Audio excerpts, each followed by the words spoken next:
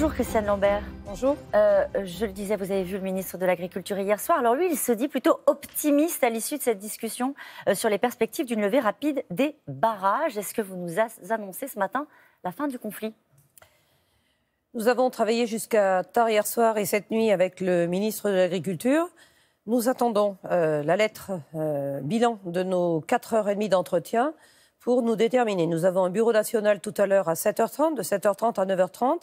Et nous allons regarder si les points que nous avons évoqués y sont ou pas. Hier Lui, soir, il est optimiste, pas vous ? Écoutez, nous avions engagé un blocage en forme de coup de semence au gouvernement sur les distorsions abusives. Nous voulions tenir 3 jours. Nous en sommes à 2 jours et 3 nuits. Ce qui se passe aujourd'hui, c'est l'exaspération des agriculteurs qui voient venir des produits venant d'ailleurs, qui ne respectent pas du tout les mêmes règles de production. Donc c'est sur ces sujets que la France, en Europe, doit porter une voix différente. Vous avez voulu faire un coup de semonce. Vous ne pouvez pas considérer ce matin que vous avez été entendu, vous avez été reçu par le ministre, vous commencez à négocier sur des points très précis. À quoi sert-il de maintenir la pression et les blocages qui commencent à poser des problèmes pour l'approvisionnement ? Oui, dans un certain nombre de régions, il y a des problèmes d'approvisionnement, mais c'était aussi pour que le ministre accélère le rendez-vous. Il a eu lieu hier, en 2 temps. Et nous avons un certain nombre de points sur lesquels il y a des avancées, d'autres non. Donc nous attendons d'avoir la version définitive du document pour nous prononcer. Mais ce que j'arrive pas à comprendre ce matin en vous écoutant, Christiane Lambert, c'est à quoi a servi cette réunion ? Est-ce que c'est mieux en sortant qu'avant la réunion ? Encore une fois, le ministre se dit optimiste, ça veut dire qu'il y a des choses qui ont bougé. Est-ce que vous êtes aussi en colère que dimanche soir ? Il y a des choses qui ont bougé, puisque le ministre a reconnu qu'il y avait des distorsions de concurrence intra-européennes et avec les pays tiers. Nous voulons qu'il écrive noir sur blanc que la France portera à Bruxelles une voix plus forte pour dire attention aux importations abusives qui mettent en difficulté l'agriculture européenne.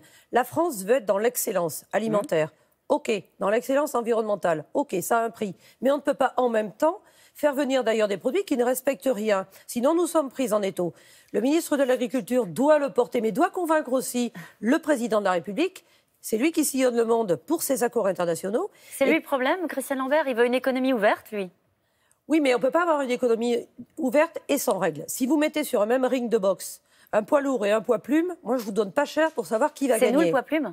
Nous sommes le poids plume. Pourquoi ? Parce que nous avons des conditions de production premium qui correspondent aux standards français. Et si en même temps on reçoit des produits qui ont des activateurs de croissance pour faire grandir les animaux plus vite, si nous recevons des végétaux qui sont traités avec des produits phytosanitaires interdits en France, comme c'est le cas en ce moment, on nous impose des règles draconiennes sur ces volets et les produits viennent d'ailleurs de partout en ayant reçu ces produits phytosanitaires. C'est pas loyal comme échange. Comment est-ce qu'on fait ? On est dans l'Europe, vous le savez mieux que personne, bien sûr, avec la politique agricole commune. Comment on fait pour défendre cette position-là ? Est-ce qu'on est seul ? Est-ce qu'il y aurait des alliés au niveau européen qui pourraient défendre cette ligne-là ? Il y a eu hier, dans le premier rendez-vous, la présence de M. Lecornu, secrétaire d'État de la transition écologique et solidaire, qui s'est engagé à porter à Bruxelles un plafond d'importation d'huile de palme à la baisse. Vous savez qu'à Bruxelles, il y a eu un engagement dans la directive RED 2 qui s'engage à importer moins d'huile de palme et plus de biomasse agricole renouvelable, dont le colza et le tournesol français.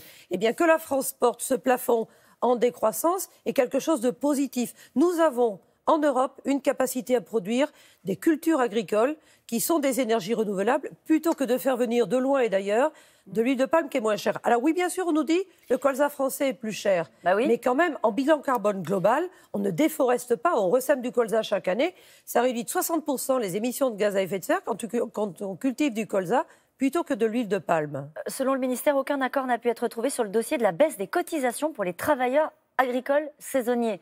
Ça, c'est un dossier que vous défendez. Là aussi, c'est un problème de compétitivité de l'agriculture française ?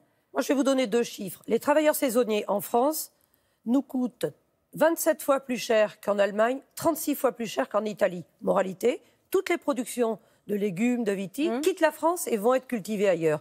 Nous voulons un alignement.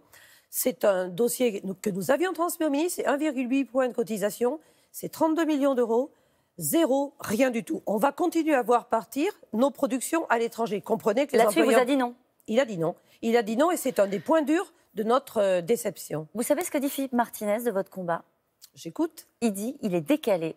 La FNSEA défend les gros producteurs et en fait une affaire de gros sous. Écoutez, M. Martinez est sur les vieux clichés, ça c'est le monde d'avant.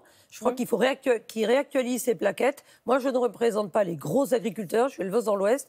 À la FNSEA, nous défendons toutes les agricultures. Et il y aurait beaucoup à dire sur les batailles de M. Martinez.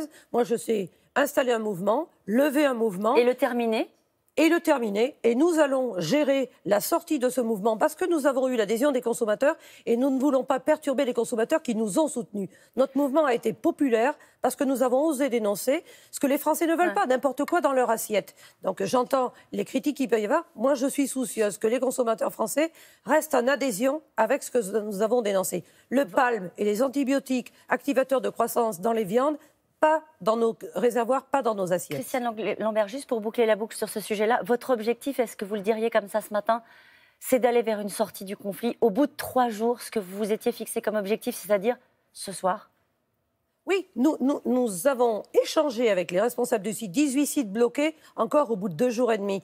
C'est un mouvement unitaire et solidaire et fort. Et il est temps qu'il s'arrête. Et nous souhaitons, d'abord parce que nous savons qu'un certain nombre de sites risquent d'être délogés, nous ne voulons pas sortir n'importe comment, mais parce que nous voulons surtout prendre le temps de regarder le courrier du ministre et d'expliquer à nos agriculteurs qu'ils ne se sont pas mobilisés pour rien, même s'il n'y a pas tout ce que nous souhaitons. Un mot sur les intempéries, pluie torrentielle, orages violents, routes coupées, grêle.